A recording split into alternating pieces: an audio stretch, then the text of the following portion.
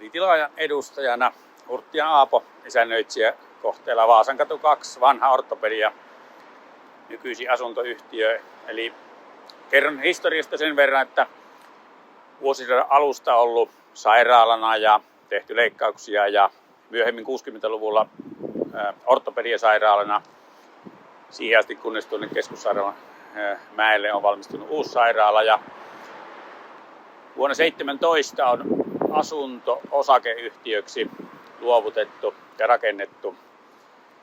Eli Jyväskylän Garantia Rakennus Oy myynyt asunnot ja 2 liikehuonetta.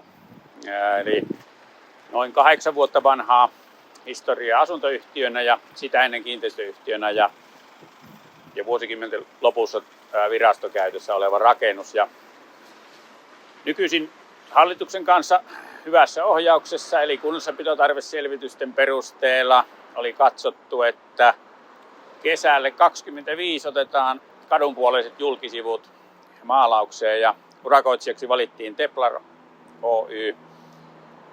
Ja työvalmistelut ja itse työurakka on sujunut luontevasti hyvin ja nopeasti. Valvonnassa oli tarkastustalon Tuomo Rauhala valvomassa kohdetta. Ja värinä on alkuperäinen perinnesävy.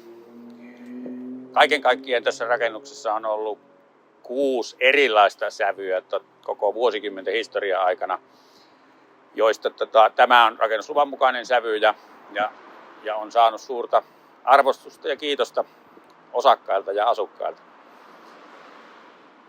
Ja työturvallisuuteen kiinnitettiin jo urakan alussa vaatimuksissa ja työaikana huomiota, eli työ tapahtuu vilkkaalla katualueella ja vielä teline- ja nostintyönä korkealla.